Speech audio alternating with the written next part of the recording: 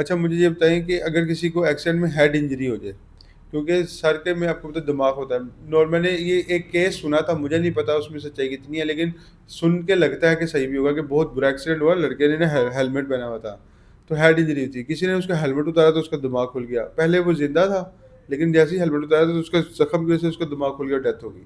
तो head injury के हवाले से आप क्या गाइड करेंगे?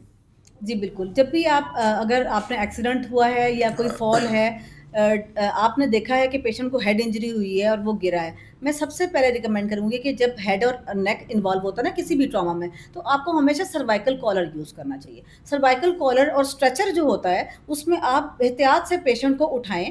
कंधे के साथ आपने एक बंदे ने कंधे के नीचे हाथ रखना है, एक ने टाँगों के नीचे हाथ रखना है और उसको बिल्कुल स्टिल, जैसे कि आपको पता है कि आपने इस लेवल पे मूवमेंट नहीं देनी।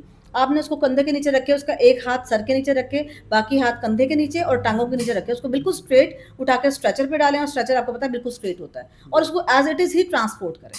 ये उसके लिए सबसे ज़्यादा ज़रूरी है। बिल्कुल ठीक है, थैंक यू सो मच।